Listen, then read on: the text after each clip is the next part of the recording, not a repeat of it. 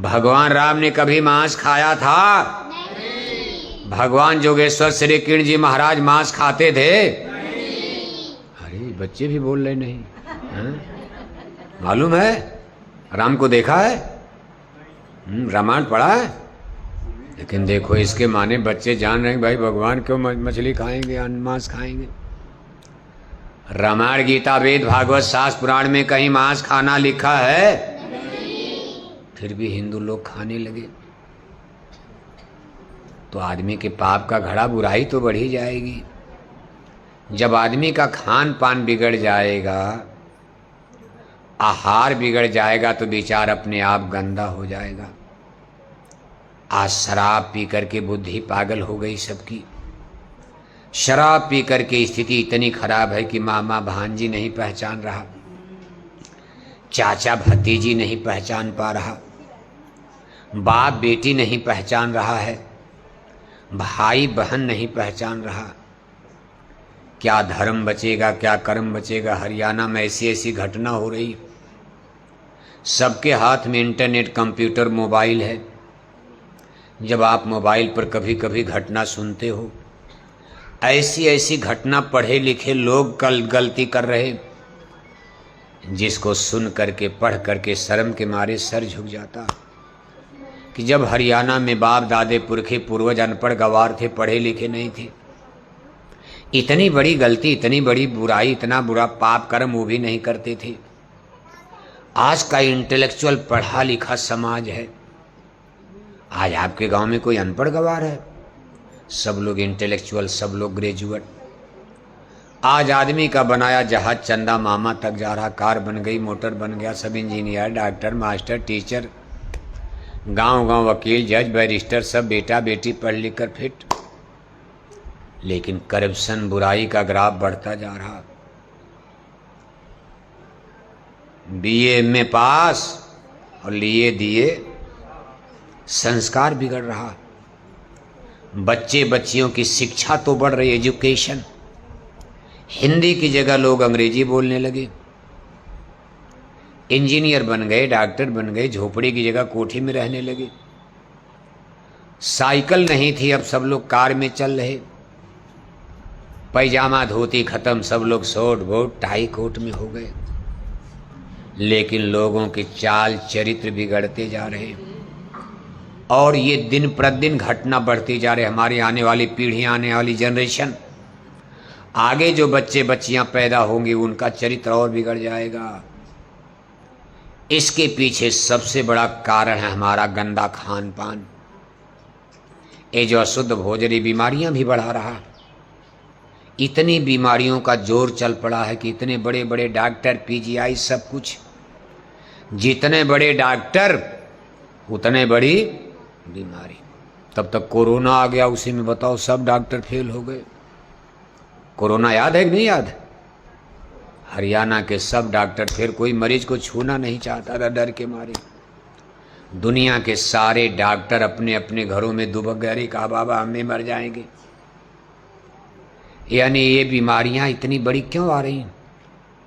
पशु पक्षियों की सड़ी गली मुर्दा मांस हमारे खून को भी इसमें पॉइजन पैदा करती, जहर पैदा करती। आप सब्जी अनाज भी अगर सड़ा खा लोगे तो आपका पेट खराब हो जाता। आलू अगर सड़ा है, टमाटर सड़ा है, पालक सड़ी है, उसको भी खा लोगे तो पेट खराब हो जाता, बीमारी हो जाती। ये जानवर की सड़ी गली मुर्दा मांस तो सड़ा ही है। ये आदमी के शरीर में नाना प्रकार की बीमारियों को जन्म दे रही। इसलिए हमारे गुरु महाराज कहते थे कि बड़ी बड़ी बीमारी और पाल रहे हैं मांसाहारी। कौन पाल रहे हैं? कहाँ पाल रहे हैं? खेत में, पेट में। जहाँ गाय, बैल, बकरी, मुर्गी, सुअर की सड़ी गली मांस सड़ रही है, उसमें किस्म किस्म के वायरस माने कीड़े होते हैं। कीड़े, बैक्टीरिया, जर्म, जीवाणु, कीड़ा। जैसे कोरोना वायरस एक कीड़ा था, दुनिया को हिला दिया। और जहाँ से कीड़ा फैला, एक बुढ़िया के पेट से निकला, चीन में निकला, वुहान शहर था। जैसे आपका जिंद नरवाना शहर है, ऐसे चीन में एक शहर था वुहान, नाम था वुहान। एक बुढ़िया के पेट से कोरोना, बुढ़िया उस समय बाजार में घूम रही थी, तमाम लोग उधर से जा रहे हैं, वो प्रसाद बांट रही सबको, उसके मुंह से नाक से कीड़े निकल रहे, सबको बीमार कर रहे। अब किसी को क्या पता था कि घर जाते सब लोग बीमार हो जाएंगे, ये नई बीमारी थी और ये चमगादड़ की मांस से पैदा होता है कोरोना वायरस। चमगादड़, ये चमगादड़ की मांस से जन्म लेता है। वो बुढ़िया चमगादड़ की मांस, चमगादड़ जानते हो आप? वो बुढ़िया चमगादड़ की मांस खाती थी, चमगादड़ का सूप पीती थी और उसके पेट में बैक्टीरिया वायरस पैदा हो गया। इतना खतरनाक वायरस देखो पूरी दुनिया में फैल गया, सबको तबाह कर दिया। एक बुढ़िया के पेट से निकला वायरस संसार में तहलका मचा दिया।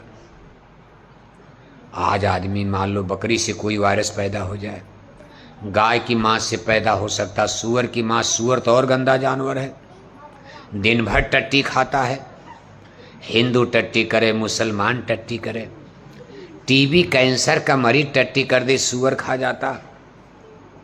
और उस सूअर को देखो, मुसलमान तो खैर सूअर की मांस को नहीं खाते, लेकिन तमाम हिंदू जनता, हिंदुओं में कुछ हिंदू लोग, सब नहीं, लेकिन कुछ हिंदू लोग सूअर पालते भी हैं, सूअर की मांस को खाते भी हैं।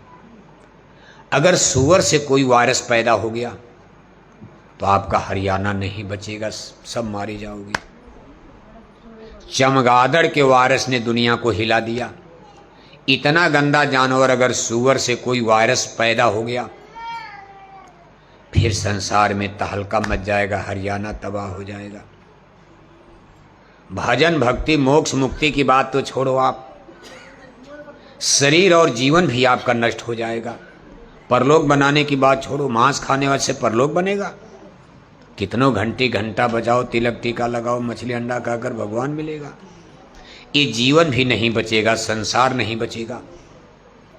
इसलिए जय गुरुदेव मिशन की तरफ से देखो इसका प्रचार हो रहा है। इनको रोको, इनको रोको, इनको समझाओ कि अगर आपको अपना लोक बनाना है, बाल बच्चों की जिंदगी को सजाना है, संवारना, पढ़ाओ लिखाओ, कोई मनाही नहीं।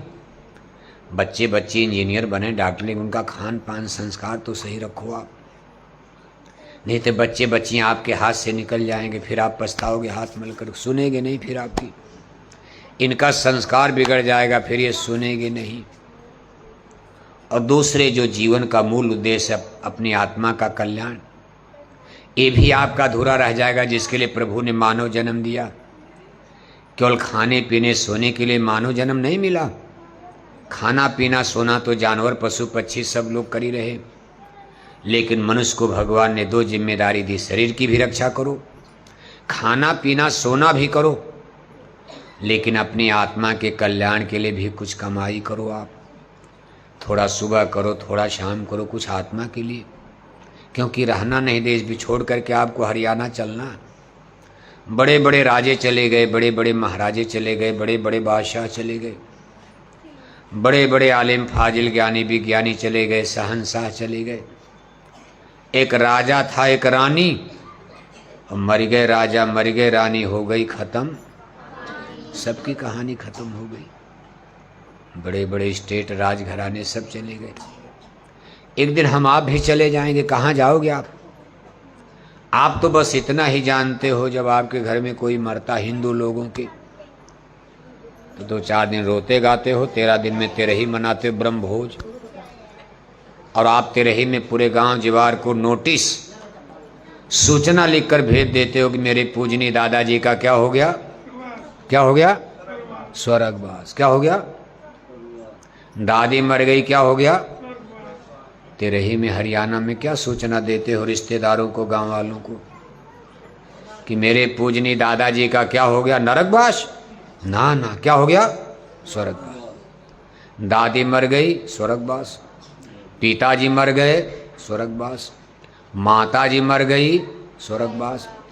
पूरे जिंद जिले का स्वर्गवास, पूरे हरियाणा का स्वर्गवास, पूरे भारत का तब तो भगवान का नरक खाली पड़ा होगा, कौन नरक में भेज रहा। दादा 2 कुंतल मछली खाकर मर गए, वहां भी चिट्ठी लिखते हो स्वर्गवास हो गया। दादा सारी जिंदगी शराब पीते पीते मर गए, उनकी भी तेरही में चिट्ठी लिखते हो स्वर्गवास। गांव वाले कहते भाई जब स्वर्ग चले गए चलो लड्डू पूड़ी खाओ, रोने की क्या बात, रोना बंद करो। तेरही के दिन कोई रोता है? कहीं पूड़ी बन रही, कहीं पुआ बन रहा, कहीं सब्जी बन रही, हलवा बन रहा, जैसे मालूम पड़ता घर में कोई शादी ब्याह हो रहा। 2-4 दिन तक तो खूब रोना गाना, दादा मर गए, दादा मर गए, कहाँ गए। लेकिन तेरही के दिन इतनी खुशी होती, दादा कहाँ चले गए।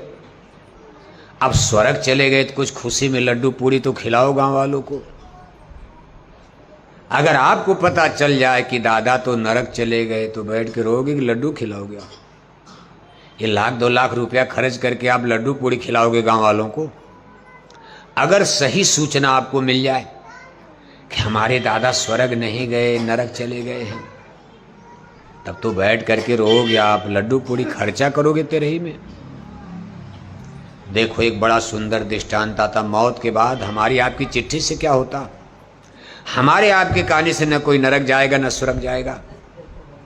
ये तो संतों की दया मेहर है, इसलिए कहा गुरबिन भवनी तरेन कोई।